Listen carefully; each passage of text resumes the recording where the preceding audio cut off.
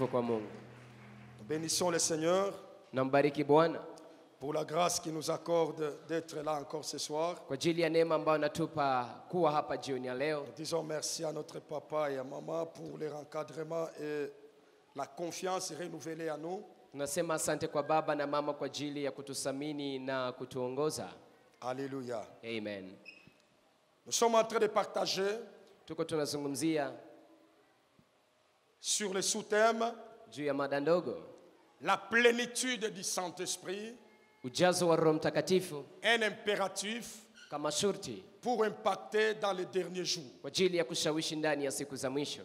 La plénitude du Saint-Esprit, Ujazo wa Roho Mtakatifu un impératif kama vile pour shurti impacter dans les derniers jours. ili kwamba tuweze kushawishi kwa siku za Nous l'avons mwisho. vu ensemble, Tumeona pamoja tel que la Bible nous confirme, jinsi Biblia que les inavyotuhakikishia derniers jours, ce sont des temps ya difficiles. kwamba siku za mwisho inakuwa ni wakati Ce sont mgumu, des temps fâchés. inakuwa ni wakati wa uchungu. Mais la même Bible nous précise, Lakini Biblia hiyo hiyo dans inatuambia ces mêmes temps difficiles, ya kwamba ndani ya wakati huu il mgumu est prévu aussi imeandaliwa pia que le peuple de Dieu vive dans la plénitude du ya Saint-Esprit, kwamba taifa la Mungu litaishi ndani ya utele wa Roho Mtakatifu afin de faire face à ces temps difficiles. ili kwamba waweze kupambana na wakati mgumu huu. Et pour bien comprendre notre enseignement, Na ili tuweze kuelewa vizuri mafundisho nous l'avons yetu, réparti en 3 points. tunaweza kuigawa kwa nukta tatu. Le premier point, Nukta ya kwanza, nous étions en train de voir la raison d'être de notre enseignement. tulikuwa tukiona ni nini lengo ya mafundisho yetu. Pourquoi parler de ces thèmes? Sababu gani tuzungumzie Et mada nous hii? avons vu ensemble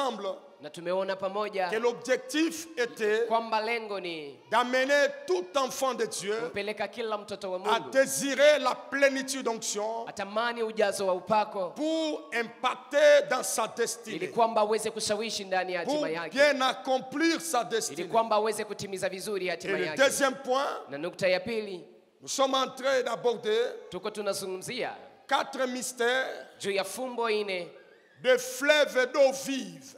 kufuatana na vijito vya maji ya uzima. 4 mystères Fumbo ine de fleuves d'eau vive. kufuatana na vijito vya maji ya uzima. Et nous l'avions parlé déjà sur le premier mystère. Tayari tumezungumzia fumbo ya kwanza, Parce que la grande question était de savoir sababu swali kubwa ilikuwa ni kujua qu'est-ce qui se passe nini yapitikana quand le fleuve d'eau vive coule. wakati vijito vya maji vinatiririka. Qu'est-ce qui se passe? Nini yapitikana? Il y a plusieurs choses qui se Kuna passent. vitu vingi vinapitikana, Mais le Saint-Esprit avait mis dans mon cœur 4 mystères. lakini Roho Mtakatifu aliweka moyoni mwangu fumbo ine. Et le premier mystère, nous l'avons vu Na déjà, fumbo ya kwanza tumeiona tayari, c'est le remplacement de la raison par la foi. inakuwa akili ambayo inagombolewa na imani.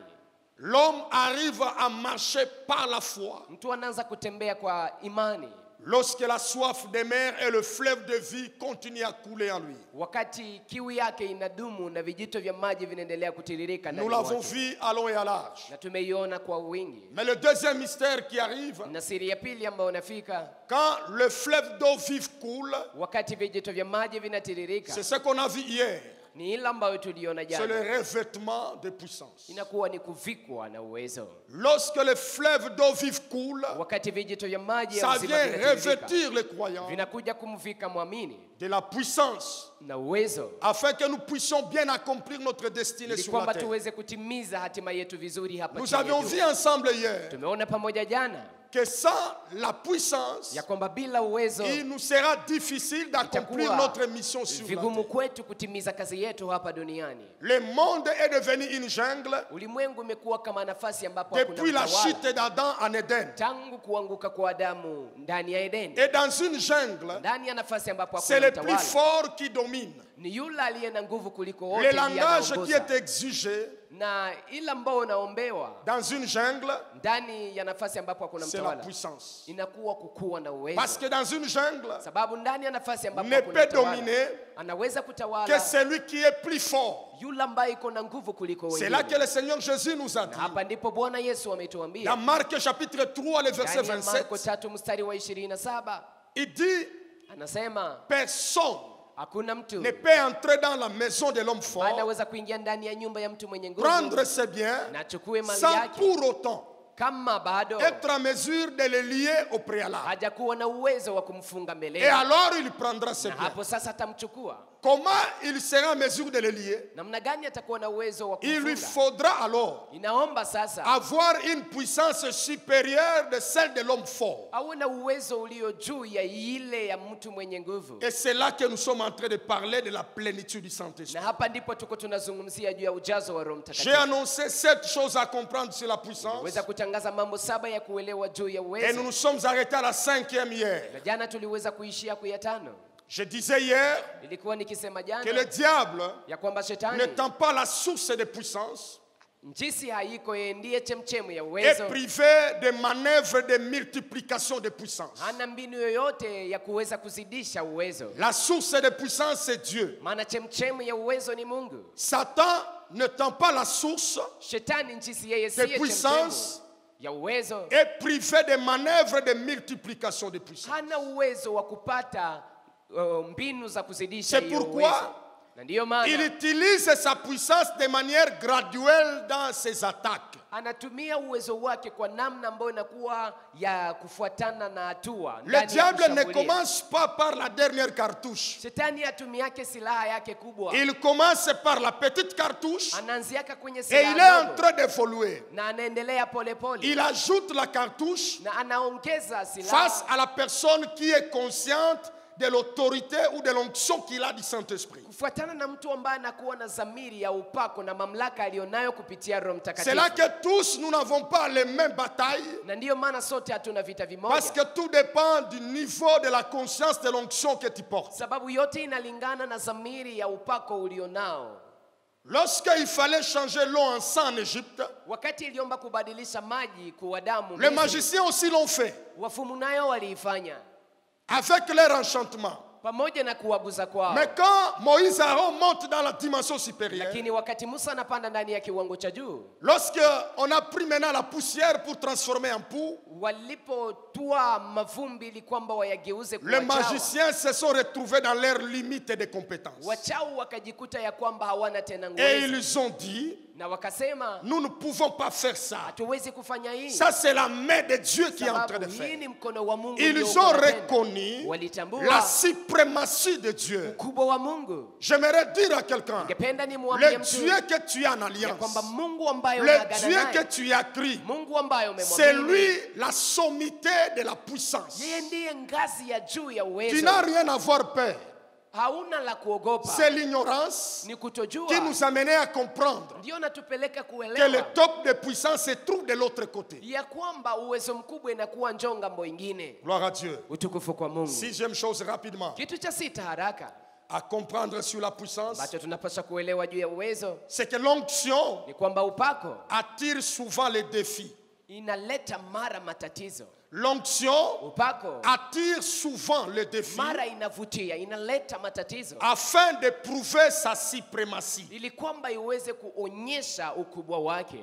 Ésaïe chapitre 10, le verset 27. Isaya 10 mstari wake wa La 27. Bible dit, Biblia yasema l'onction brise les joues. ya kwamba upako unavunja nira. Pour que l'onction soit opérationnelle, Ili kwamba upako utumike, il faut qu'il y ait un joug à briser. inaomba pawe na nira ambayo itavunjika. C'est là que vous allez voir, Ni hapa ndipo utaona après des moments d'enseignement dans 2 semaines comme ça, kwamba kisa mafundisho kama na à haya wiki peine mbili, fini, à peine fini, wakati tu unamaliza vous pouvez avoir certains problèmes venir dans votre vie. unaweza kuona ya kwamba kuna shida zinajia Il y a maishani certains mwako. défis qui peuvent venir. Kuna matatizo fulani Mais yanaweza quelqu'un kujia. va dire, mais pourquoi ça vient? Na mtu mmoja anasema sababu Je gani viens de inakuja? prier, Nimemaliza je kuomba. viens d'un moment de 2 semaines. Natoka ndani ya wiki Mais mbili ya pourquoi maombi. ceci m'arrive? Sababu gani hii inanifikia? Et certains même le disent. Na wamoja hata wanaisema Quand seulement j'ai commencé à prier, wakati tu nimeanza c'est kuomba comme si j'ai provoqué Satan. ni kama vile nimemchokoza Et shetani les problèmes sont venus. na shida Mais zimekuja. qu'est-ce qui arrive? Lakini nini imefika? L'onction que tu as, Upako ulionao, l'onction que nous portons, upako tunaobeba attire souvent les défis unaleta, unavutia mara afin de matatizo prouver ili kwamba sa ionyeshe suprématie. ukubwa wake.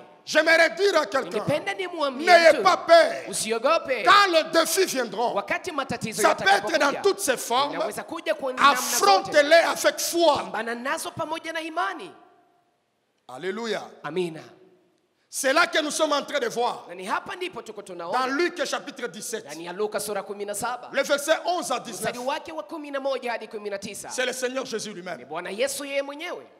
Le Seigneur Jésus arrive. Bwana Yesu anafika, Il est né amezaliwa sous la loi. chini ya sheria, C'est dans la dispensation de la loi angali ndani ya uongozi wa que le sheria, Seigneur Jésus est né. na humo ndimo Yesu amezaliwa. Et puis, il arrive, Na kisha anafika, il guérit le lépreux. anamponya huyo mkoma. Quand il guérit le dit lépreux, Anapowaponya wakoma un 10, texte qui est formidable, qui a beaucoup de leçons là-dedans. andiko nzuri ambamo mnakuwa mafundisho Le mengi Seigneur ndani. Jésus, Bwana Yesu après la guérison, la purification des lépreux, kisha kuponya il kuwatakasa wale demande wakoma, aux lépreux anaambia wale wakoma d'aller donner l'offrande que Moïse avait prescrite dans la loi aux sacrificateurs. waende wakapatie sadaka ambao Musa alikuwa amearifu tayari, waende wakaipatie kwa makuhani. Qu'est-ce qui se passe dans ce Nini passage? yapitikana ndani ya andiko hili? Comment, Namna gani? dans le temps où Jésus est en train de dire ça, Ndani ya wakati ambapo Yesu il anasema est sous la loi. yeye yuko chini ya sheria, Et c'est le sacerdoce aronique qui est en train de travailler jusque-là. na ni ukuhani wa Haruni ndio unatumika hadi hapa, Mais dans la loi de Moïse, lakini ndani ya sheria ya Musa, dans Lévitique chapitre 13, ndani ya Walawi le sura verset 1 à 6, mstari wake wa kwanza il hadi n'est sita, pas seulement prévu haiandaliwe tu que les sacrificateurs reçoivent l'offrande. ya kwamba hao wakuhani watapokea tu Le sadaka. sacrificateur Kuhani doit faire le constat de lépreux anapaswa kuangalia yule mkoma et il doit l'examiner. na anapaswa kumchunguza Il doit faire le suivi de sa purification na anapaswa kufuatilia kutakaswa sous kwake deux phases. kwa hatua mbili. La première phase, Hatua ya kwanza, il doit le soumettre dans un test de confinement. Il enferme pendant 7 jours. anapaswa muweka kando, anamfungia muda Et wa le siku 7e tano. jour, il doit vérifier Na siku ya saba anapaswa si la kuchunguza lèpre finit. kama ile S'il y a encore ukoma même une umekwisha. tâche, kama kunakuwa kama vile kataka, il le soumet encore pendant 7 jours. anamuweka tena kando kwa siku 7. Et lorsqu'il finit ce Na processus-là, wakati anamaliza hatua hii et il réalise na anaangalia qu'il n'y a plus de lèpre, ya kwamba kuna ukoma tena, c'est lui qui doit l'attester et déclarer qu'il est purifié. ni yeye ndiye atakaye hakikisha. Mais Jésus, anasema ya kwamba Tu as ametakaswa. guéri le lépreux. Sasa Yesu En umewaponya wakoma. vertu de quel protocole? Kufuatana na taratibu gani? Tu n'es pas sacrificateur Wewe si kuhani parce que tu n'es pas le descendant de Lévi. sababu wewe hautokee kwa Lawi,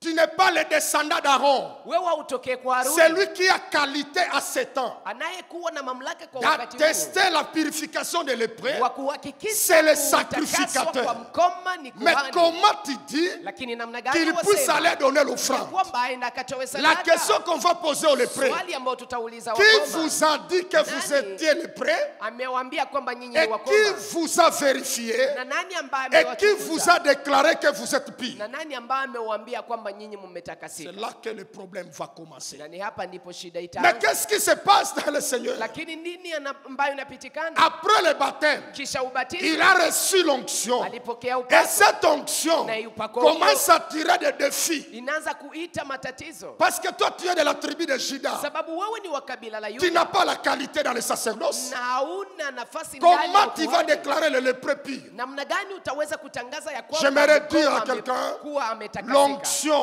Ningependa nimwambie attire mtu, souvent les défis upako mara afin de inaleta prouver sa matatizo ili suprématie. kwamba ionyeshe ukubwa J'aimerais wake. dire à quelqu'un ce Ningependa soir, nimwambie mtu jioni ya leo, n'ayez pas peur. usiogope, Les défis vont venir. matatizo yatakuja. Libère l'onction que tu portes. Achilia upako ulionao. Gloire au Seigneur. Utukufu kwa Bwana. 7e chose rapidement.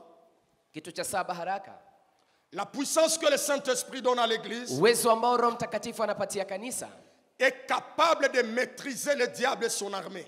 ina nguvu ya kumtiisha shetani na La jeshi lake. puissance, quand nous parlons onction, puissance, Uwezo, upako ça a tunapovizungumzia, la capacité ina uwezo de maîtriser le diable et son armée. wa kumtiisha shetani na jeshi Actes lake. des Apôtres, chapitre 8, Matendo ya Mitume sura le 8 verset 1er à mstari 13. wake wa kwanza hadi C'est le 13. cas de Philippe dans la Hapa ville de inakuwa ni Samarie. mfano wa Filipo ndani ya mji wa Samaria. Il y a un magicien, Kuna mfumu un grand magicien. mchawi mkubwa Mais il est en train d'opérer lakini iko natumika il fait des grands prodiges. na anafanya ishara Au kubwa. point que dans la ville de Samarie, Na hata ndani ya mji wa on Samaria l'appelait la puissance de Dieu. walikuwa wanamuita uwezo wa Mungu. Mais comment un diacre, Namna gani shemasi Philippe, Filipo loin du Saint-Esprit, ambaye anapakwa na Roho Mtakatifu, non seulement qu'il a défié les magiciens, si kusema tu alipambana na yule mfumu, il lui a mené même à la conversion parce que la Bible dit il était étonné puis il a crié au Seigneur. alimleta hata kuokoka, sababu Biblia inasema ya kwamba aliokoka alipokuwa Mais ameshangaa. la suite dit, Lakini inayofuata lui inasema qui avait la grande puissance, ya kwamba yeye aliyekuwa na uwezo mkubwa il a fini alimaliza, par vouloir même donner l'argent alitafuta kupana hata à pesa, l'apôtre Pierre akimpatia pour lui mtume dire, Petro kwa kumwambia, donne-moi aussi ce pouvoir. unipatie na mimi uwezo huu. Mais si la magie, Kama hiyo ufumu, c'est ça le top de tout. hii ndio nafikiria kama vile ndio uwezo mkubwa. Pourquoi Simon le magicien, Sababu gani ewe Simoni tu fais mchawi, même dépenser ton argent unahitaji utoshe pesa pour zako avoir l'onction du ili Saint-Esprit? kwamba uwe na upako wa Roho J'aimerais Mtakatifu? dire à quelqu'un, Ningependa nimwambie mtu, l'onction du Saint-Esprit, upako wa Roho Mtakatifu c'est la sommité de puissance. ndiyo ngazi ya Et kubwa quand ya tu es uwezo. loin, Na wakati quand umepakwa, tu es revêtu, wakati umejazwa, prends seulement conscience umevikwa, de chukua l'onction qui est sur toi ya upako et ulio juu yako pose des actions. na ufanye matendo, Tu comprendras ce que tu as reçu na utaelewa ile ambayo umepokea lorsque tu es à l'œuvre. wakati uko na tenda. Vous savez, ces derniers temps, mes frères et sœurs, Najua wakati huu wa mwisho, ndugu na dada, l'Église doit désirer beaucoup plus la plénitude du Saint-Esprit. kanisa inapaswa kutamani sana utele, ujazo wa Roho Mtakatifu. Pourquoi? Sababu gani? Pour trois raisons. Sababu tatu. Trois raisons. Sababu tatu. Premièrement, parce que Sababu ya kwanza, l'Église fait face kanisa inapambana, à un adversaire qui est déçu, inapambana na mpinzani ambaye amevunjika moyo, déçu par le fait de rater son ambition de devenir Dieu. sababu amekosa matarajio yake ya kuwa Mungu. Il faut faire très attention avec des personnes qui sont déçues dans la vie. Inaomba kufanya angalisho na watu ambao wamevunjika moyo maishani. Lucifer voulait devenir Dieu. Lucifero alitamani kuwa Il n'a Mungu jamais été Dieu. na haja kuwaka Mungu. Déçu de son ambition ratée. Jinsi amevunjika moyo na hiyo Ce matarajio n'est pas yake quelqu'un ambayo qui peut se ameshindwa, comporter de n'importe quelle manière. haezi kuja namna aizuru gani. Deuxième raison, Sababu ya pili, la perte de contrôle sur les chrétiens kupoteza utawala juu ya à Kristo cause de l'œuvre de la croix de Christ. sababu ya kazi ya msalaba ya Yesu Kristo. Aujourd'hui, tel que tu es, Jinsi ulivyo leo, l'ennemi n'a pas toute la décision shetani hana uamuzi de se wote dire qu'il peut t'attaquer et t'atteindre et te finaliser. wa kusema kwamba anakushambulia na kufikia na nakumaliza, Parce que Jésus ne nous a pas rachetés sababu Yesu pour akutukomboa nous laisser à la merci. ili kwamba de l'ennemi. tuache mikononi mwa Il shetani. nous a rachetés pour être avec lui. Ametukomboa ili tuwe pamoja naye, Et nous sommes devenus son armée. na sisi tumekuwa jeshi lake. Il est déçu. Na shetani amevunjika S'il moyo peut combattre les autres kama païens, anaweza kuwapiganisha mais pour wapagani vous wengine, et moi, lakini kwa ajili yenu enfants na de mimi, Dieu, ambao ni watoto il wa a Mungu, perdu le contrôle sur toi. amepoteza utawala juu yako, Pas à cause de ta prière, hapana sababu ya à maombi cause yako, de l'œuvre de la lakini croix sababu de ya Christ. kazi ya msalaba ya Yesu Kristo. Troisième fait Kitu cha tatu qui nous poussera à bien chercher la plénitude du ambayo Saint-Esprit, nafanya kwamba tutafute ujazo c'est que nous faisons face ni kwamba à tunapambana un ennemi qui est frustré. na adui ambaye amekwazika. Frustré pourquoi? Amekwazika sababu gani? Parce qu'il n'a que peu d'état d'influence sur la terre. Sababu wakati wake wa utawala duniani ni mfupi. La Bible dit il n'a que peu de temps. Biblia inasema kwamba na muda kidogo. Il sait que le chapitre ici, Anajua ya kwamba des sura combats hii, spirituels, des attaques et tout ça, vita vya kiroho, mashambulizi na hii dans yote peu de temps ici, kwa muda tu kidogo hapa, quand le Seigneur Jésus vient wakati Bwana Yesu pour anakuja prendre son kwa église, ajili ya kuchukua kanisa lake, tu ne seras plus concerné par ces choses. hautahusika tena na Nous ne mambo serons haya. plus concernés par ces choses. Hatutahusika tena na mambo Nous haya. serons épouses du Seigneur Tutakuwa bibi harusi et wa nous Bwana, serons éternellement avec na lui. milele tutakuwa pamoja Il naye. sait que je n'ai que peu de Na temps najua ya kwamba na muda de faire kidogo tout ce qui m'attend. ya kufanya yote ambayo Non nataka. seulement qu'il a peu d'état d'influence, Sio tu kusema kwamba na muda kidogo ya ushawishi ama mais la utawala, décision finale d'être dans le feu éternel s'approche. lakini uamuzi wa kuishia ndani ya moto ya milele Voilà unakaribia. pourquoi, Na ndiyo maana tout compte fait, kufuatana na hii yote il met toutes les batteries en marche anaweka silaha zote pour déstabiliser les enfants de kwa Dieu, ajili ya kuwasumbua pour watoto wa provoquer Mungu, toutes les choses dans nos kwa familles. ajili ya kuleta Mais vitu la mbalimbali bonne ndani nouvelle, ya c'est jamaa que zetu, lakini habari l'Esprit njema de ni Dieu kwamba sur nous Roho wa Mungu nous akiwa donne la juu yetu, capacité anatupatia de les uwezo maîtriser wa et kumtiisha d'avancer en na gloire kutembea ndani ya malgré sa utukufu, frustration. ingalishi kukwazika kwake. Nous n'avons pas provoqué sa frustration. Haiko sisi ndio Qu'il soit tulimkwaza, frustré ou pas, akwazika ça n'engage asipokwazika, que lui. vinamuona. Mais notre responsabilité à nous, Kazi yetu sisi c'est de désirer la plénitude du Saint-Esprit. ni kutafuta ujazo wa Roho Parce Mtakatifu, qu'un esprit comme ça, sababu roho kama na hii il est prêt à tout. iko tayari kufanya yote. Le premier combat n'a pas commencé sur la terre. Le premier combat spirituel a commencé au ciel. Vita ya kwanza ya kiroho haikuanziaka duniani, C'est ilianzia pas mbinguni. ici. Haiko hapa. C'est d'abord au ciel. Ni kwanza Là où mbinguni. toute l'armée est là, Mahali ambapo et jeshi une lote liko. créature s'élève Na kuna kiumba et ambacho il kinasimama déclenche une bataille. na kinaanza vita, Mais le Saint-Esprit est là. lakini Roho Mtakatifu Quand yuko. l'Esprit de Dieu nous rend, Roho wa Mungu anapotupaka il nous capacite anatupatia pour uwezo le maîtriser kwa ajili ya kumtiisha et le vaincre. na kumshinda. Troisième mystère, Fumbo ya tatu, quand le fleuve de vie coule. wakati vijito vya maji vinatiririka. Le troisième mystère, Siri ya tatu ama fumbo ya tatu, le brisement des limites à franchir dans sa destinée. Le Ina- brisement kuvunja kwa des mipaka, limites à franchir mipaka ambayo unapaswa kuvuka ndani ya hatima yako. dans sa destinée. Jean chapitre 7, le verset 37 à 39, je lis rapidement Yohana 7:37 hadi 39 dans le nom de Jésus. kwa jina la Yesu. Le dernier jour, le grand jour de la fête, Siku ya mwisho, siku ya karamu, Jésus se tenant debout s'écria, Yesu akiwa wima akasema, si quelqu'un a soif, qu'il vienne à moi et qu'il boive. kama kuna mtu aliye na kiu aje kwangu na kunywa. Celui qui croit en moi, des fleuves d'eau vive couleront de son sein, comme dit l'Écriture. Anayeamini ndani mwangu vijito vya maji vitatiririka toka ndani mwake kama Il dit vile cela andiko de lasema. l'Esprit que devait recevoir ceux qui croiraient en lui. Akasema hivyo kwa ajili ya roho ambao wale watakaoamini ndani mwake watapokea. Car l'Esprit n'était pas encore. Sababu roho alikuwa bado Parce que hajafika. Jésus n'avait pas encore été Sababu glorifié. Yesu alikuwa bado hajatukuzwa. Qu'est-ce qui se passe, mes frères et sœurs? Nini inapitikana ndugu La na dada? démarche, je l'ai déjà expliqué. Nimeshafasiria tayari hatua. Quand le fleuve d'eau vive coule, Wakati vijito vya maji ya uzima ça remplit vinatiririka, le vase. vinajaza kikombe, Quand la soif demeure na permanente, wakati kiu inadumu, ça coule encore. inaendelea Ça kutiririka, fait déborder le vase. inafanya kwamba kikombe Le kinafurika, débordement du na vase kufurika kwa kikombe n'est pas la finalité. sio mwisho. Dans le débordement, Ndani ya mafuriko il y a beaucoup de choses qui ne seront pas réalisées à cet kuna état-là. vitu vingi ambavyo havitatimilika kwa wakati Ça huo. nous arrive seulement de demander d'être débordés. Inatufikia kwamba tunaomba Mungu afanye Mais kwamba la phase tufurike. essentielle Lakini hatua ambayo ni ya où la muhimu, bonne histoire commence ambapo historia nzuri avec le inaanza, Saint-Esprit, pamoja na Roho Mtakatifu, avec le fleuve d'eau vive, pamoja na vijito vya maji ya c'est la uzima, troisième étape. inakuwa ni hatua ya tatu. Plus le fleuve déborde le Zaidi vase, vijito vinakuwa beaucoup plus la vikitikisa soif hicho demeure. kikombe na kiu yako inadumu. le fleuve d'eau vive coule encore. Vijito vya maji ya uzima vinatiririka tena, Quand ça continue à na couler, wakati vinaendelea ça kutiririka, emporte le vase vinabeba hiyo kikombe dans la direction non voulue par le vase. ndani ya njia ambayo hiyo kikombe Mais c'est haikutaka, dans la direction voulue par l'eau. lakini kufuatana na njia ambayo maji Et l'eau inataka, en question, c'est l'esprit. na maji hiyo inakuwa ni Il roho. prend le vase qui est le croyant, Anatua kikombe ambayo il ni le Kristo. remplit, Anaijaza, il le déborde, anamfurikisha il le conduit, il l'emporte na anamuongoza na dans anampeleka une direction non voulue.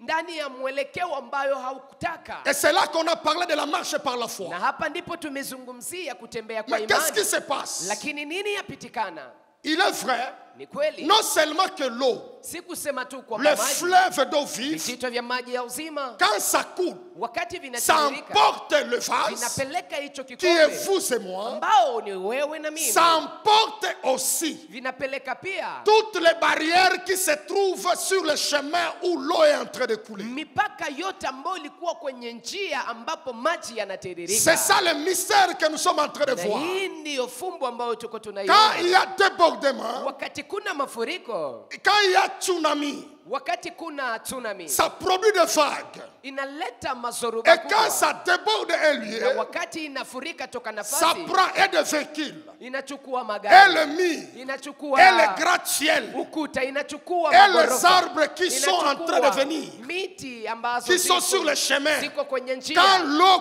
coule, Wakati maji avec yanatiririka sa puissance, pamoja na uwezo ça wake, emporte inapeleka tout ile ce qui yote, peut être. yote ambayo unaweza Ça kuwa- peut entrer ici, inaweza kuingia et dans hapa, moins de 2 minutes, na kwa dakika mbili nous tu risquons de croire comme s'il n'y avait pas un bâtiment en ce unaweza lieu. fikiria kwamba kukukuwa na Ça jengo mahali hapa, emporte, maana ça inabeba, brise. inavunja. Pourquoi? Sababu Parce que gani? l'eau Sababu maji revêt un caractère irrésistible. inakuwa na asili ama tabia ya kutopingwa Et les ama ya fleuves uimara. de vie, Na vijito vya les maji, fleuves d'eau vive vijito vya maji dont ya je uzima, parle ce soir ambavyo nazungumzia produisent jioni ya des leo, vagues vinaleta plus que les mazoruba vagues de tsunami. kuliko zoruba ya Quand mafuriko ya maji l'Esprit de makubwa. Dieu est là, Wakati Mungu roho wa ça Mungu iko, déborde une personne, anamfurikisha toutes les barrières qui étaient sur son chemin.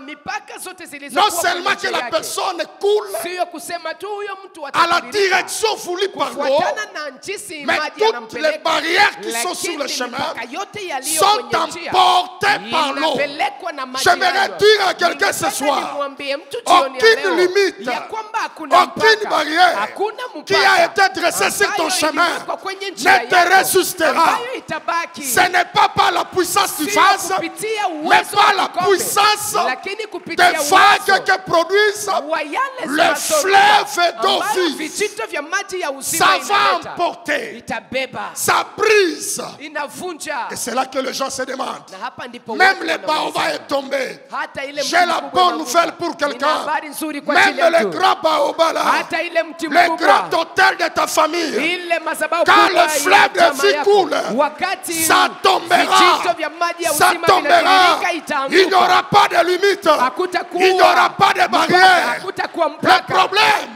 Shida on n'est pas arrivé à l'emportement. ni kwamba Quand on hatujafikia est kupelekwa. emporté, Wakati unapelekwa na non roho, seulement nous allons, haiko kusema mais tu toutes les tunaenda, barrières aussi partent. lakini mipaka Il y yote aura inapita. repoussement des barrières. Hakutakuwa Il n'y aura mipaka plus de ambayo limites dans ta itaondoshwa. vie. Hakutakuwa tena Toutes mipaka les maishani limites mwako. financières, Mipaka yote les ya limites kipesa, relationnelles, mipaka yote les limites dans les mariages, ndani ya ndoa, les limites dans la maternité. mipaka ndani ya On a kuzaa, placé des limites. wameweka Vous n'allez mipaka. pas vous marier. Hamtaoa, Vous n'allez pas travailler. Hamtatumika. Vous n'allez pas atteindre tel niveau. hamtafikia ngazi Vous fulani, n'irez pas loin. hautaenda mbali. Laissez-les. Le Mwache. problème pour nous, Shida c'est kwetu que le fleuve de ni vie coule. kwamba vijito vya Quand maji tu ça vitiririke. coule, Wakati toutes ces vinatiririka, limites-là ile mipaka seront yote emportées. vitapelekwa. Et je déclare Na ce niko soir, natangaza jioni ya leo, aucune limite ya kwamba hakuna imposée mpaka par l'ennemi ambayo ni ne wewe na restera adui, dans ta vie. ambayo itabaki Le maishani mwako. fleuve d'eau, Maana vijito le vya fleuve maji, d'eau vive vijito vya maji ya uzima emportera. vitapeleka. Gloire à Dieu. Utukufu kwa Mungu. La question que je me pose, Swali ambayo najiuliza, voyez lorsqu'il y a tsunami, wakati kuna mafuriko ya maji makubwa, j'étais en train de voir nilikuwa naona le tsunami qui s'est produit en Inde tsunami ambayo ilipitikana India. le 26 décembre 2004 Ilikuwa ni tarehe 26 mwezi wa 12 mwaka dans 2004. l'océan Indien. Ça a Wakati, provoqué des dégâts terribles. wakati bahari kubwa ya India ilileta madhara Les makubwa. gratte-ciels sont partis. Magorofa zilienda, Le véhicule parti. magari yalienda. Les êtres humains, on estime à 250 000 morts. Karibu wanadamu 1215 walikufa. Vous savez, laissez ce genre de personnes qui disent, Unajua kuna watu ambao wanasema tant que je suis là, wakati niko hapa tu ne vas pas travailler. hautatumika. Tant que je suis là, Wakati niko tu ne hapa vas pas te marier. hautaoa. Tant que je suis là, tu ne vas pas faire ceci ou cela. hautafanya hiki ama kile. Il ne sait pas Hajui ce que le fleuve de vie vont faire. ila ambao vijito vya Non maji seulement vitafanya. ça peut emporter les Sio immeubles, kusema tu inaweza ça kubeba peut aussi manyumba. emporter même les êtres humains. Inaweza kupeleka hata na wanadamu. Le temps où on a blagué avec toi dans ce bureau-là, au marché là où tu vends, ça doit s'arrêter. Amen. Tu dois désirer la plénitude. Unapaswa kutamani ujazo wa Roho Mtakatifu. Quelqu'un sera emporté Kuna mtu ambaye à atapelekwa cause de toi. sababu yako.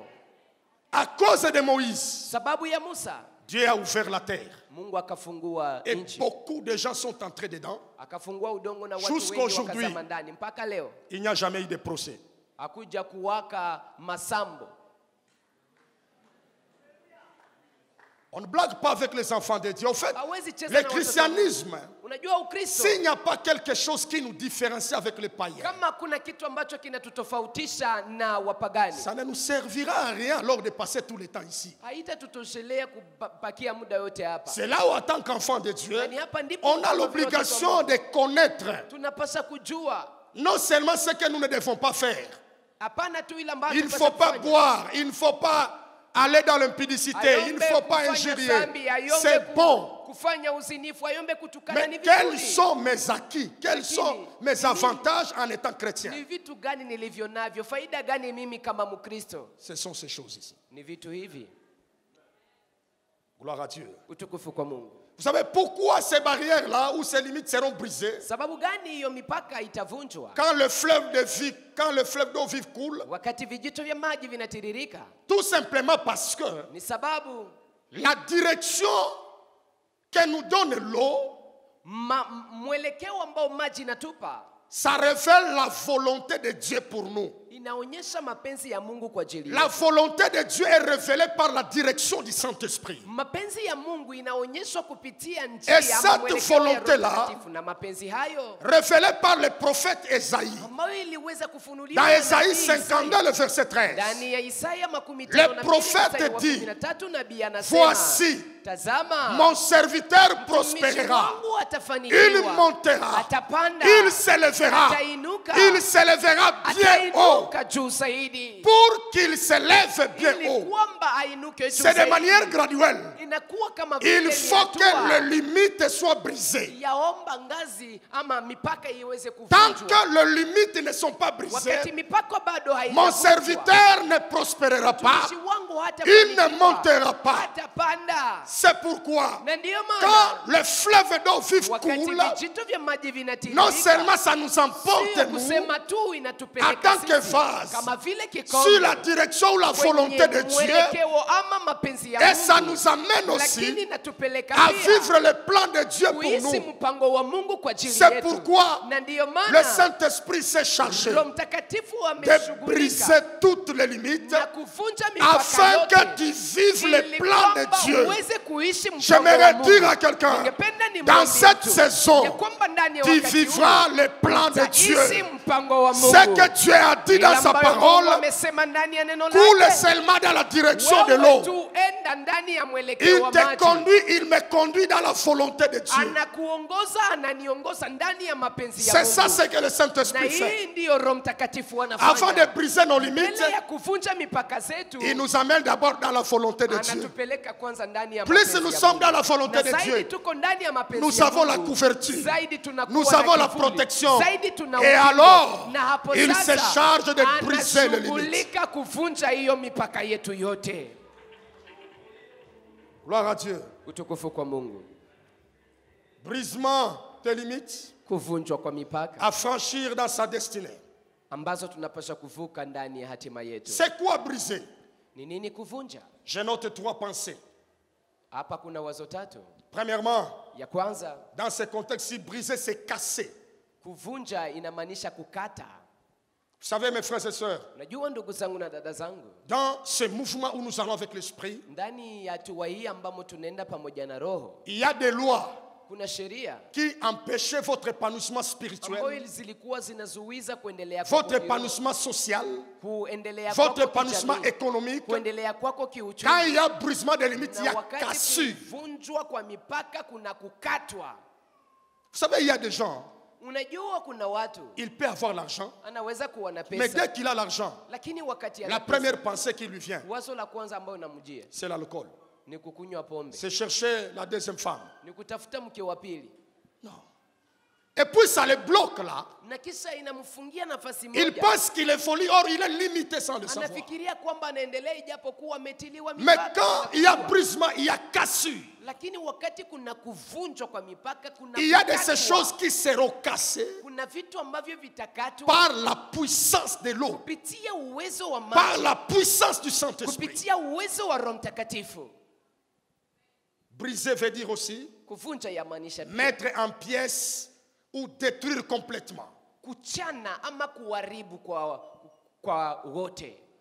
Troisième chose, Kitu cha tatu, briser veut dire kuvunja inamaanisha rendre inefficace kufanya kwamba kitu kisiwe na nguvu par une intervention violente. kupitia kutenda kwa ukali. Lorsque nous parlons briser, Wakati c'est-à-dire tunazungumzia rendre kuvunja, inefficace yamaanisha unafanya par kitu une kinatenda intervention violente. kupitia kutenda kwa ukali. Vous avez déjà vu quand l'eau, il y a inondation et puis l'eau est en train de venir, ça crée même des érosions sur la route. Unajua wakati maji yanakuwa yakifurika inaweza kuleta hata mmenyeko wa Le udongo. goudron ici s'est emporté dans certaines routes. Hata barabara inabomoka. Bien-aimés dans le Seigneur, Mpendo ndani ya lorsque Bwana, nous parlons de ces choses, c'est tunapozungumzia ce que mambo le haya, Saint-Esprit ni hiyo ndio sera Roho en train de Mtakatifu faire. atakuwa akifanya. Il y aura une efficacité, Kutakuwa kukosewa na mais nguvu, parce qu'il y a la puissance de l'eau qui sera en train de nous conduire. sababu kuna uwezo wa maji ambao uko Il est natuongoza. très important d'être conduit par le Ni Saint-Esprit. muhimu sana kuongozwa na Roho Mtakatifu. On ne comprenait pas certaines choses. Tulikuwa On tuelewe pensait vitu que quand fulani. l'Esprit me conduit, Tulifikiria wakati Roho je ananiongoza suis privé de certaines choses. sina tena vitu fulani. Voici des avantages qui sont là. Tazama faida zilizo hapa. Jusque-là, aucune privation. Nous sommes là dans nos avantages quand l'Esprit nous conduit. Hakuna kitu ambacho tunaimwa, tuko ndani ya faida zetu wakati Qui ne Roho veut pas anatuongoza. voir des limites être brisées ce Nani soir? ambaye apendi aone mipaka zake zikuvunjwa jioni ya leo? Laissons-nous couler par l'eau. Tuache tupelekwe Lorsque na nous maji. coulons sous la direction de l'eau, Wakati tunatiririka ces kufuatana choses na njia ya arrivent. maji, mambo haya yanafika. Ésaïe chapitre 54, le verset 2 à 4. Isaya 54 mstari wake wa 2 hadi 4. La parole de Dieu dit ceci.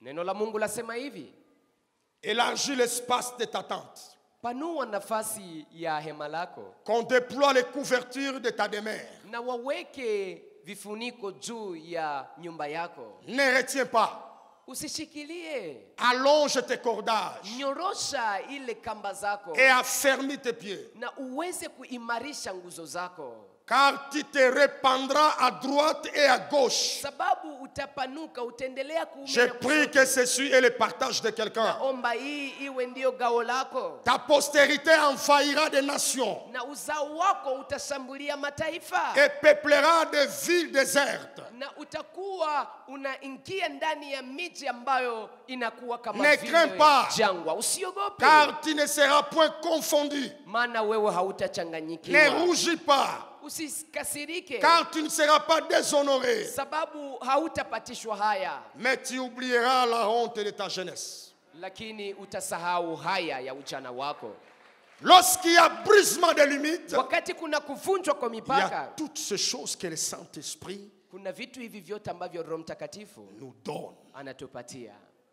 Ces choses, Vitu hivi ce ne sont pas des mythes que nous sommes en train de parler. haiko kama vile hadithi Ce tunazozungumzia. sont des réalités et des vérités que nous allons vivre, vous et moi. Ni ukweli ambao tutauishi wewe na mimi, Parce que lorsque nous prions, sababu wakati ces tunaomba, choses sont disponibles. mambo haya yanakuwa, Tu dois t'étendre na unapaswa dans kupanuka tous les sens, ndani ya ngambo zote, dans tous les sens ndani ya ngambo et zote dans tous les domaines. na ndani ya uwanja wote. Celui qui voudra te résister, Ambaye atatamani kukupinga il sera emporté par l'eau. atapelekwa, atabebwa na maji. La manière dont ça va se faire, namna mambo haya vous yatafanyika, et moi, nous ne connaissons pas. wewe na mimi hatujui, Mais le Saint-Esprit le lakini sait. Roho Mtakatifu anajua. Avance seulement là où tu Wewe avances. endelea, Reste seulement sous la direction de l'eau. baki tu ukifuatilia mwelekeo wa maji Et tu verras ces choses. na utaona mambo haya. 3 choses à comprendre sur les Vitu limites. tatu vya kuelewa juu ya mipaka.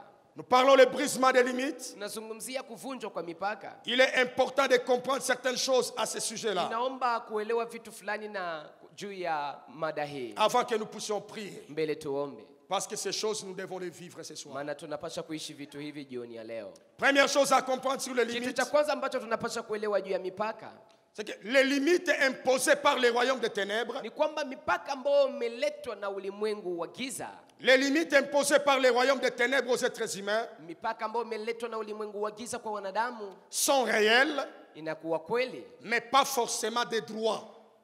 lakini kila mara haiko kufuatana na sheria. Je répète ça, c'est très important. Narudilia hii, maana ni amana.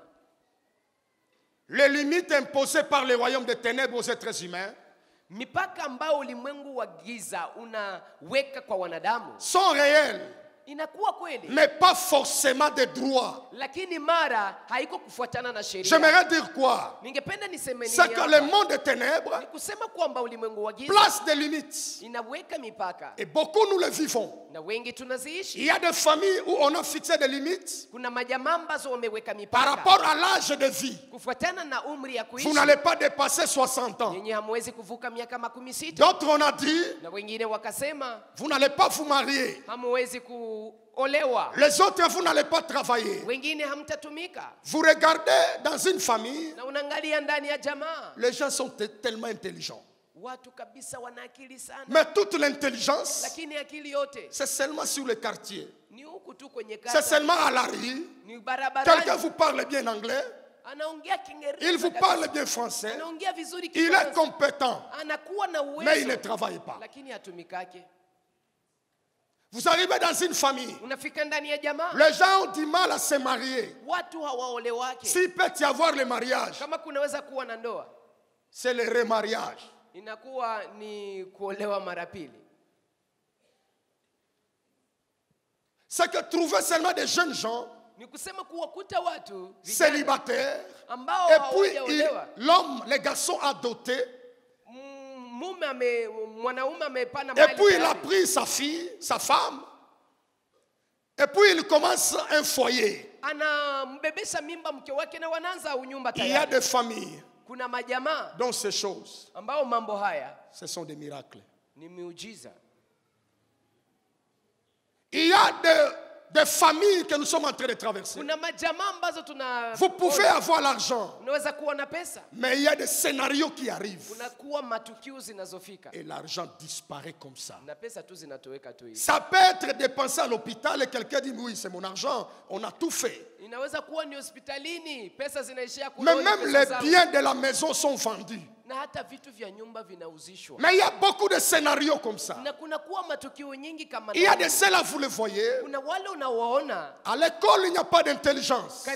masomoni hana akili. Vous vous dites, mais qu'est-ce qui se passe? Unajiuliza ni nini inapitikana? Les limites là Ile mipaka sont réelles. ni kweli, Parce que nous les vivons et nous les sababu voyons. tunaiishi na tunaiona. Et si chacun de nous est sérieux, Na kama kila mmoja wetu anaweza semesha tu kweli examines ta propre famille, na unaangalia jamaa yako tu ne unaichunguza, vas pas me contredire. hautanipinga. Il y a des choses qui ne marchent pas. Kuna vitu ambavyo haviendeki. Mais qu'est-ce que je voudrais dire aussi là? Lakini nini napenda kusema hapa? C'est que ce n'est pas forcément des droits. Sio kusema tu hii yote inakuwa ya Cela haki. ne veut pas dire que le diable a les pleins droits Sio kusema kwamba shetani ana haki pour nous imposer ce genre de choses. kwa kutushurutisha kuishi chini ya C'est là mambo haya. qu'un enfant de Dieu, Ni hapo ndipo mtoto wa sérieux et conscient, ambaye angepaswa kuwa na doit dhamiri comprendre ces réalités spirituelles na kuelewa hii ukweli wa et kiroho il recherche la plénitude du na Saint-Esprit anatafuta ujazo wa Roho Mtakatifu et il s'engage pour résoudre ce genre de na choses. anajitolea kwa ajili ya kutatua mambo kama J'aimerais haya. dire à quelqu'un, Ningependa nimwambie mtu, l'ennemi n'a pas forcément les droits de ce qu'il est en train de faire. shetani hana haki ya kufanya ile ambayo iko nafanya. Deux choses à comprendre ici. Vitu viwili vya kuelewa hapa. Première des choses, Kitu cha kwanza c'est que l'ennemi impose des limites ni ni kwamba adui analeta mipaka de manière légale ou de manière illégale.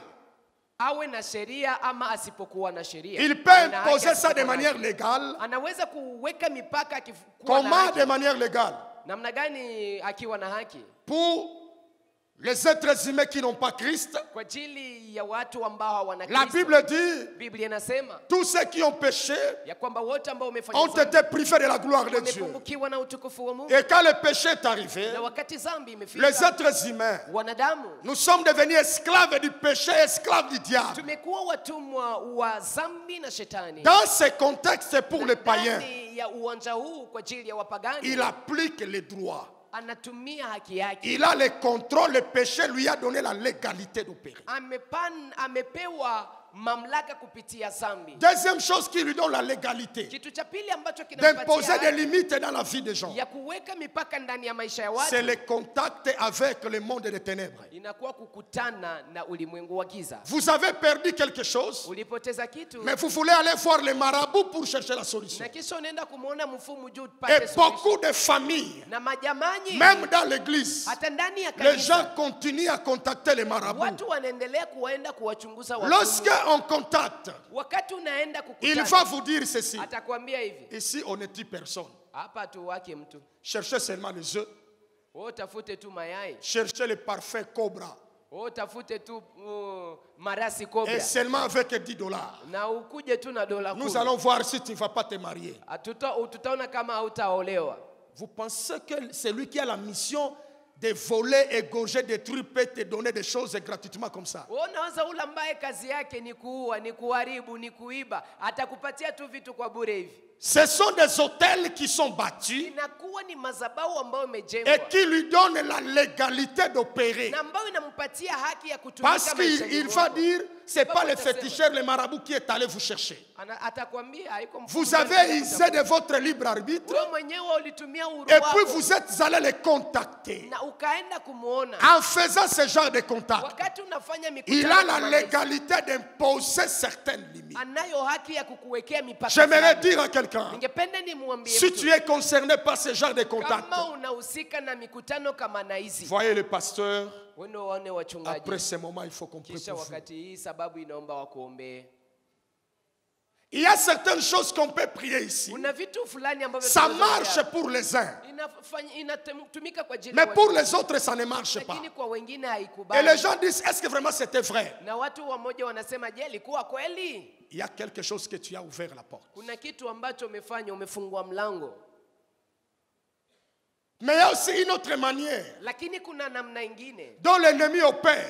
ambayo adui anatumia kwa C'est au kutenda. travers de notre ignorance de qui nous sommes. Inakuwa ni kupitia kutojua kwetu sisi ni wanani. Galates chapitre 4, le premier verset. Wagalatia 4 mstari La wake wa Bible 6. dit, Biblia iko aussi nasema longtemps que l'héritier est un enfant, ya kwamba wakati mrithi anadumu il ne mtoto diffère en rien d'un esclave. hana utofauti wowote na mtumwa. L'enfant ici veut dire immature. Mtoto huyu anamaanisha mtu ambaye hajakomaa Dans bado. l'immaturité, il y a l'ignorance. Ndani ya kutokomaa kuna kutokujua. Quand il y a l'ignorance Wakati kuna de kutokujua qui tu es en Christ, wewe ni nani ndani ya Kristo, l'ennemi peut t'imposer ces choses. adui anaweza Et kukushurutisha. qu'est-ce que tu vas mambo haya. dire? Na utasema Tu nini? vas dire, je ne suis pas le premier. Utasema haiko mimi ndio wa Même les kwanza. autres sont en train de Hata vivre ces wengine choses. wanaishi mambo haya. Mais j'aimerais dire à quelqu'un, Lakini ningependa nimwambie mtu, en croyant à Jésus-Christ ulipomwamini Yesu Kristo comme Seigneur et Sauveur, kama vile Bwana na Mwokozi, le diable perd totalement les droits sur nous. shetani anapoteza haki juu yetu. Il n'a plus de droit à nous imposer quoi que ce soit. Hana haki yoyote ya Si kutushurutisha les kitu autres fulani. peuvent vivre ça, Kama wengine wanaweza tu kuishi, peux te lever dans la wewe prière. unaweza kusimama ndani ya Parce que la maombi. Bible dit, Sababu Biblia dans yasema Jean chapitre ndani ya 1er, Yohana le sura verset 1, 12 à mstari 13, wake wa 12 à hadi ceux qui l'ont 13, reçu, kwa wote à ceux qui waliompokea, croient en son nom, walioamini kwa elle jina a lake, donné le pouvoir amewapatia de uwezo devenir wa enfants kukuwa de Dieu. watoto wa Mungu. Et cela, Na hiyo, ce n'est pas de la chair et du sang, haitokane na mwili na damu, c'est une naissance spirituelle. inakuwa ni kuzaliwa kwa Et kiroho. chaque Na naissance kila kuzaliwa procure à l'homme une identité. inampatia mtu jina, Et la naissance na spirituelle kuzaliwa nous kiroho procure l'identité spirituelle. inatupatia jina la kiroho. Et la naissance charnelle, l'identité charnelle. Kuzaliwa kwa kimwili inatupatia jina S'il la peut te kimwili. réclamer par le sang, kama naweza kukudai kupitia Mais le damu, spirituel prime sur le charnel. kiroho inakuwa juu ya kilicho kimwili. Tu es aussi né de nouveau. Umezaliwa pia upya. Et c'est une naissance spirituelle. Na inakuwa Et kuzaliwa l'identité kiroho. là, c'est l'identité d'enfant de Dieu. Na hiyo jina inakuwa Il wewe a mtoto wa perdu Mungu. le droit de contrôle sur toi. Amepoteza haki ya Tu ne peux kukutawala. plus dire dans ta parole. Hawezi sema tena ndani ya kinywa Mais c'est yako. comme ça. Oh, ni hivi. Il y a de cela, parfois ça étonne. Hein. Kuna wale ambao mara inashangaza. Il va dire, Anaenda mais kusema, c'est depuis les aïeux. si ni tangu mababu.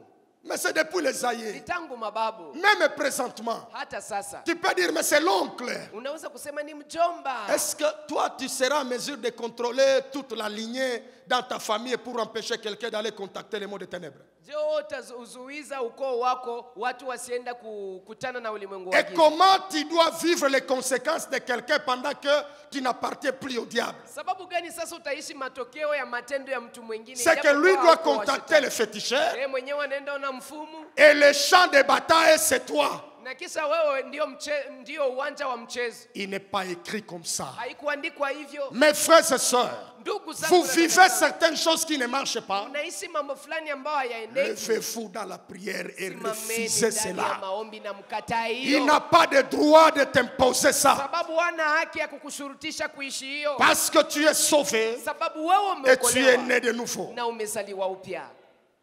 Deuxième chose, la même, Kitu cha pili hapo c'est que l'ennemi Satan ni kwamba adui shetani n'a pas le monopole des limites. hana mipaka, haiko za kutokea tu kwake, Car il est aussi limité par Dieu. sababu naye ana mipaka ambayo imemwekewa na Il y a Mungu. limitation diabolique. Kuna kuwa kutiliwa mipaka na Même shetani. celui qui limite les gens, lui aussi est limité. Hata yule ambaye anawatilia watu mipaka naye ana mipaka ambazo Job zimetiliwa. chapitre 1er, le verset 12. Yobu 1:12. L'Éternel dit à Satan, Bwana Mungu kamwambia shetani, voici tazama, tout ce qui lui appartient, yote ambayo ni yake je te le livre. nakupatia, Seulement, lakini ne porte pas la main sur lui. usiweke mkono wako juu yake. Vous savez, lorsqu'on parlait beaucoup de démons, diables, on est en train de croire comme si c'est lui qui décide de tout. Unajua mara tunapozungumzia shetani, mapepo, mara watu wanafikiria J'aimerais kwamba dire à yeye quelqu'un anaamua ce yote. soir, Lakini ningependa on nimwambie peut mtu jioni ya décider leo, même ta mort. wanaweza kuamua hata On kifo peut chako. décider que tu ne peux pas, tu ne vas pas te marier. kuamua ya kwamba On hautaolewaka. peut décider dans le monde des ténèbres de Wanaweza détruire ta kuamua vie. ndani ya ulimwengu wa giza ya kwamba wataharibu Ce maisha n'est yako. pas ça la finalité de la Haiko chose. hii njoo mwisho. Vous savez, ça nous arrive même dans la révélation. Unajua inatufikia mara ndani ya ufunuo. Lorsque vous avez la révélation, Wakati una ufunuo, on doit comprendre deux choses. unapaswa kuelewa mambo mbili.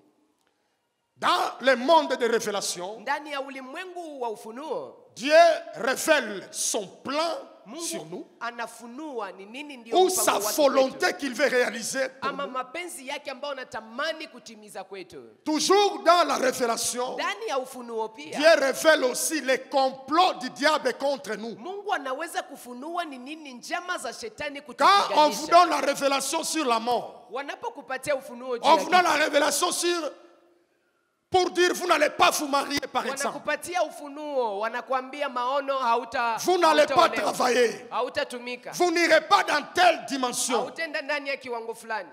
La première des choses, Kitu cha kwanza, ne panique pas. usiogope. Comprends, Elewa kwanza, est-ce que cette révélation ici, ufunuo hii c'est la volonté de Dieu pour moi? ndiyo mapenzi ya Mungu Sa kwangu. volonté est révélée dans les Écritures, on doit lire. Mapenzi yake inafunuliwa ndani ya Et si maandiko. c'est contraire à ce qu'il a dit, Kama ni kinyume c'est ya qu'il est en train de aliyosema, révéler les complots du kusema, diable contre hii toi. maono, hii ufunue inakuwa ikionyesha ni Quand nini njama ya il shetani. révèle ces complots, Na wakati c'est inafunua pour njama, tout simplement ni kwa ajili nous amener, nous en tant que ya ses enfants, kutupeleka sisi kama vile watoto de nous wake, lever, kusimama prendre conscience de na ça tuchukue et dhamiri hiyo, annihiler ces complots dans la prière. na tufute ile njama ndani ya maombi. J'aimerais dire à quelqu'un, Ningependa nimwambie, tu as reçu des songes comme ça, umepata tu as maono, reçu des prophéties comme ça, umepata n'ayez ndoto, pas peur. nabii kama nabii, Le Dieu que usiogope. tu as cru, Mungu ambao il t'a umemwamini, révélé les plans de l'ennemi. amekufunulia ni nini njama ya adui. Mais lève-toi, Lakini wewe comme usimame, ce n'est pas la volonté de Dieu, sisi sio ndiyo mapenzi ya annule Mungu. cela. Vuta hiyo, kataa.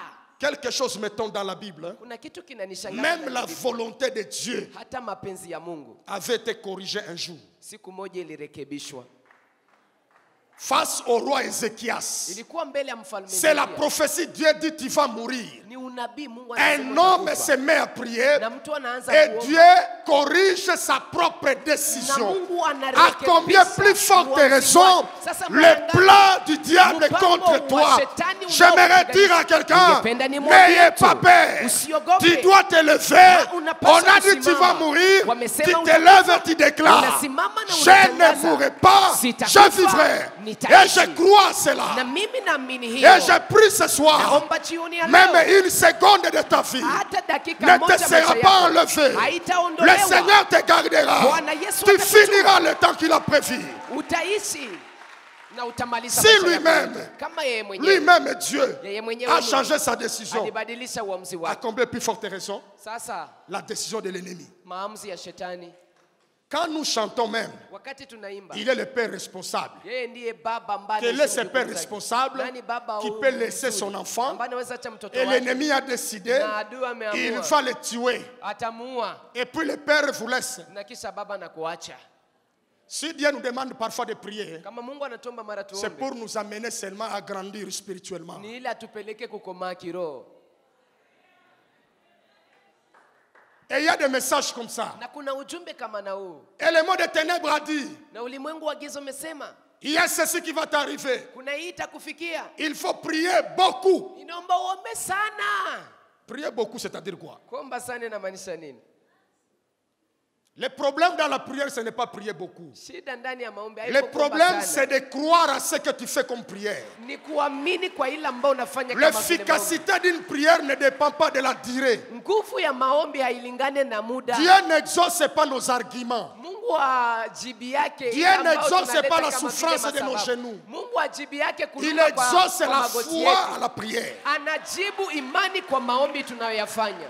Tu peux être en jeûne sec Unaweza kufunga et bila en kula na étant kunywa. incrédule et Dieu ne va pas t'exaucer. Na hauamini kitu na kisha Mungu hata kujibu. Le problème, c'est la foi. Shida ni imani. Et c'est très important. Na ni ya muhimu sana. Deuxième chose à comprendre sur les limites, Kitu cha pili cha kuelewa juu ya mipaka c'est que le manque d'une vision claire de sa destinée ni kwamba kukosewa na maono ambayo iko wazi kufuatana na hatima yako est une forme sournoise de limites à briser. inakuwa aina fulani ya mipaka ambayo inakuwa ya kisiri. Le ambayo manque shetani d'une ivunjwe. vision claire de sa destinée Kukosa maono iliyo wazi kufuatana na hatima est yako une forme sournoise de limites à briser. inakuwa aina ya mipaka ya kisiri ambayo sheti ivunjwe. Jérémie chapitre 1er, Yeremia sura 1 le verset 11 à 12. mstari wa 11 hadi Marc 12. chapitre 8, Marko sura 8 le verset 22 à mstari 26. wa 22 hadi Vous 26. savez mes frères et sœurs, Najua ndugu zangu na dada zangu, ce sont des personnes qui ont la vision ni watu walio na maono claire par rapport à leur vie, ambayo iko wazi kufuatana na maisha yao, qui détectent même les limites imposées par l'ennemi dans leur parcours. ndio wanagundua mipaka ambayo imeletwa na shetani ndani Mais ya les njia personnes yao. qui coulent dans tous les vents, Lakini watu ambao wanaendea même kila quand nafasi vous ambapo lui dites upepo que je suis en train unawapeleka. de voir que tu n'avances pas, Hata wakati unamwambia niko naona lui vous dit mais huendelee. je n'avance pas comment? Naye anakuambia mimi siendelee. Je suis en train d'avancer. Mimi niko En naendelea. réalité, Kwa ukweli c'est une personne sans vision. ni mtu ambaye hana maono. Posez la question à quelqu'un. Uliza mtu swali, Dans 10 ans ici, qu'est-ce que tu comptes faire? miaka 10 hapa unaona utafanya nini? On n'a pas de projet. Hauna hata mradi. Le manque de vision Kukosa provoque maono des limites. inaleta mipaka Et on ne saura pas aller au-delà de ça. na hutaweza kwenda zaidi. C'est là que dans Esaïe 54 dit, Na ndiyo allonge Isaya tes makumi cordages. tano C'est à na toi, nne c'est à imeandikwa, vous et moi panua. d'allonger. Panua kamba Plus zako. tu as la vision par rapport à ta Zaidi vie, kuna maono kufuatana na maisha tu yako. vas détecter les limites Zaidi utaona ni nini que l'ennemi mipaka t'impose dans le ambayo parcours adui amekuwekea et kwenye tu njia. sauras les utajua attaquer pour les briser. Pambana nazo ili usivunje. Vous savez, c'est différent. Unajua ni tofauti. Quand nous sommes dans la présence de Dieu, wakati tuko ndani ya uwepo wa Mungu, et l'Éternel vient maintenant. na kisha Bwana anakuja hapa. Il est là, il apparaît, il dit, mon frère, ma soeur, Anatokea hapa na kusema, ndugu yangu, tu es dada en train de yangu, prier. suko naomba, Mon fils, ma fille, mwanangu, binti wangu, qu'est-ce que tu veux que je te donne? unapenda nikupatie nini?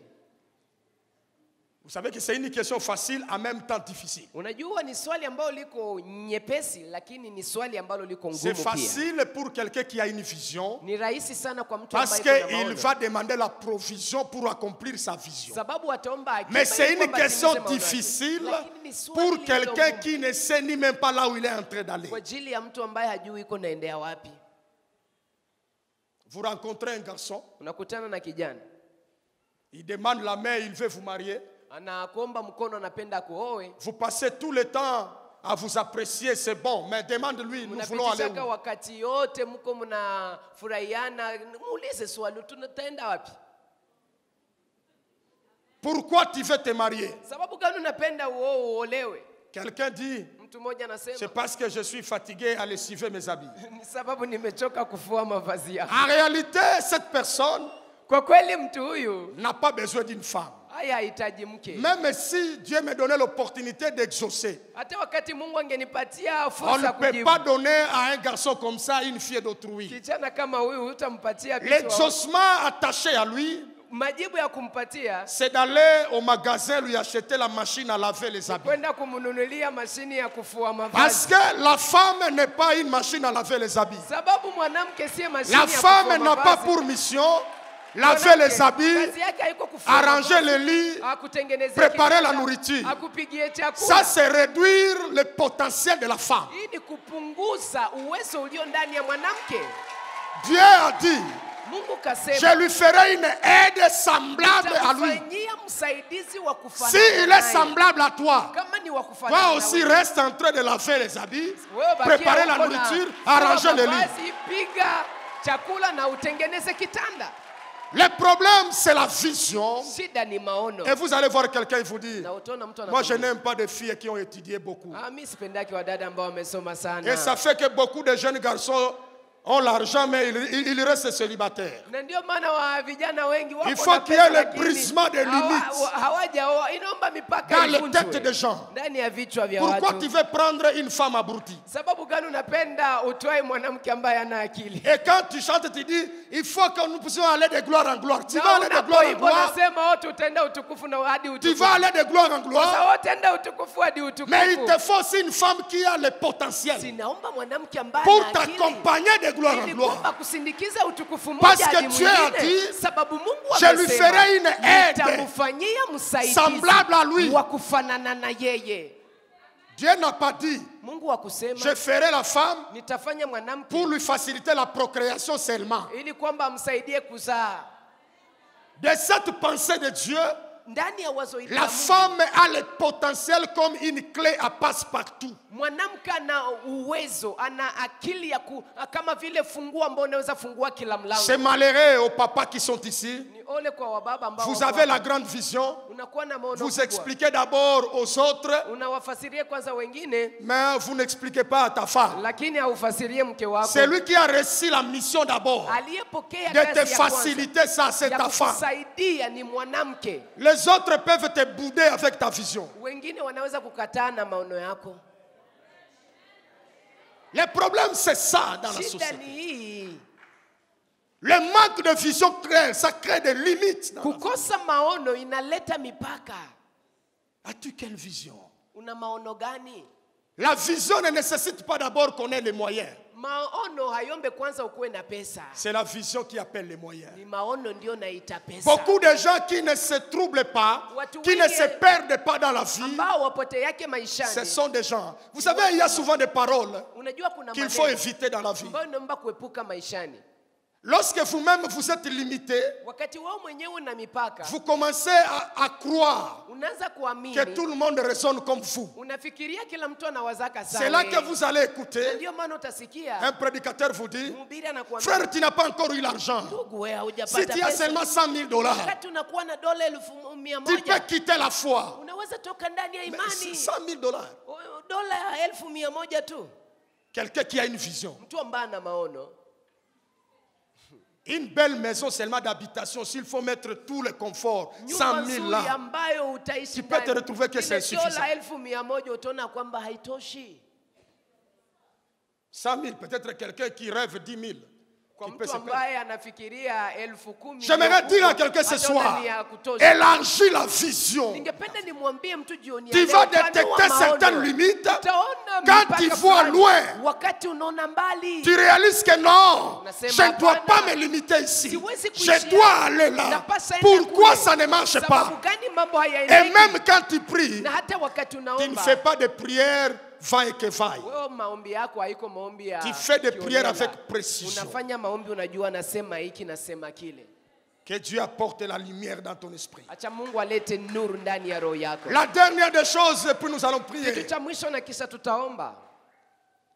Sur les limites, le courage d'affronter les tempêtes de la vie ni kwamba bidii ama juhudi ya kupambana na zoruba za maisha est nécessaire pour briser les limites de la vie. Ni ya muhimu sana ili kwamba uweze kuvunja mipaka ya maisha. Le courage d'affronter les tempêtes bidii, juhudi ya kupambana na est zoruba nécessaire pour briser les limites de la vie. Ni ya muhimu sana ili kwamba uweze kuvunja mipaka. Bien-aimé dans le Seigneur, mpendwa ndani ya Bwana, il y a des défis kuna matatizo qui viendront ambayo yatakuja juste comme facilitateur de ton épanouissement. Kama vile kukusaidia kupanuka.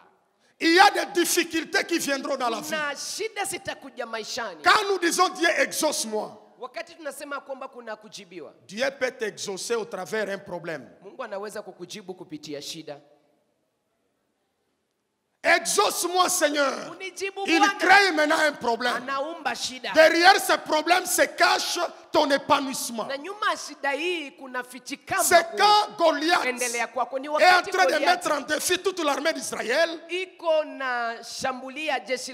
l'Éternel a prévu que David arrive et qu'il remporte la bataille, et ça lui a amené l'épanouissement. La première femme de David, David a eu la femme sans dot. Mwanamke wa kwanza ambaye Daudi alimuoa hakupana mali. C'est Michal, la fille de Saül. Ni Mikali binti wa Saulo. J'aimerais dire à quelqu'un, nous voulons prier ce soir. N'ayez pas peur des défis. Ça nous arrive de dire, mais pourquoi ça m'arrive? Soyons comme des aigles. L'aigle ne fuit pas la tempête. Les hirondelles fuient la tempête. Mais la particularité de l'aigle, c'est que quand la tempête souffle fort, il est tellement visionnaire et attentif. L'aigle regarde le noyau du vent. Il y a le problème là où tu es. Regarde le noyau du problème. Quand l'aigle perce avec son bec le noyau du vent, c'est là qu'il est temps maintenant ses ailes. Et qu'est-ce qui lui propulse? C'est le même vent qui fait fuir les hirondelles. J'aimerais dire à quelqu'un, les mêmes problèmes qui sont en train de faire fuir les autres, qui sont en train de faire pleurer les autres, si tu veux briser les limites de ta vie, apprends à exploiter la tempête. Exploite la tempête. J'aimerais finir. Nous voulons prier ce soir. Donne-moi ce texte ici, nous allons le lire ensemble. Nombre chapitre 27, le verset 1 à 8. Soyons debout, on va lire ce texte debout et puis on va prier. Nous sommes debout dans la présence de Dieu. Média balance-nous, on va le lire ensemble. Il y a de ces filles-là, 5 filles qui ont brisé les limites de leur vie parce qu'elles ont été révolutionnées. Elles ont compris qu'on ne doit pas rester comme ça. La fille n'est pas appelée à être privée de l'héritage. Elle a compris que je suis une fille. Est-ce que j'ai décidé de l'être? Comment je serai privé de l'héritage? Lisons la parole de Dieu. Lisons ça et puis nous allons prier à la lumière de ce texte. Nous voulons affronter les défis de la vie tout à l'heure. Lisons ensemble. Les filles de Tselophad. binti wa Zelofeshadi, fils de Hépher, fils de Galad, fils de Maki, fils de Manassé, des familles de Manassé, fils de Joseph, et dont les noms étaient, on donne les noms, Yamakla, Noah, Ogla, Milka et Turta. Écoutez le verset 2. S'approchèrent et se présentèrent devant Moïse, 5 filles, devant le sacrificateur Éléazar, et devant le prince et toute l'assemblée à l'entrée de la tente d'assignation. Elle dit, notre père est mort dans le désert. Il n'était pas au milieu de l'assemblée de ceux qui se révoltèrent contre l'Éternel, de l'assemblée de Corée. Mais il est mort pour son péché et il n'avait point de fils. Écoutez la question. Pourquoi? Ça c'est en Israël. Là où les filles sont privées de l'héritage, mais déjà conscientes, elles ne se sont pas créées filles. Et toi tu n'as pas fait de toi-même enfant de Dieu. Il y a quelqu'un qui est mort à Golgotha. Ce n'est pas parce que nous on l'a voulu, Dieu lui-même l'a voulu. Et ces filles disent, pourquoi le nom de notre Père serait-il retranché du milieu de sa famille parce qu'il n'avait point eu de fils? Donne-nous une possession parmi les frères de notre Père. Jusqu'à quand en Israël les filles peuvent réclamer l'héritage? Moïse porta la cause devant l'Éternel. Et l'Éternel dit à Moïse, j'aime ça. Les filles de Tselofshad ont quoi? Depuis quand elles ont eu raison? La loi est là. La loi est venue de l'Éternel lui-même. J'aimerais dire à quelqu'un, la prise de conscience de ton identité peut amener Dieu à amender sa propre loi. Et ça peut briser les limites pour plusieurs. Et l'Éternel dit, les filles de Tselofshad ont raison. Tu leur donneras en héritage une possession parmi les frères de leur père. Et c'est à elle que tu feras passer l'héritage de leur père. La loi change. Il dit aussi, tu parleras aux enfants d'Israël. L'amendement vient de Dieu lui-même. Il y a des choses que Dieu va faire ce soir à cause de la prise de conscience de quelqu'un.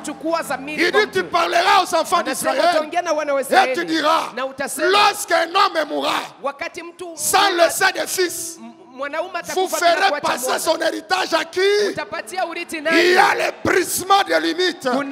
Lorsque quelqu'un prend sa conscience, est-ce que quelqu'un peut se lever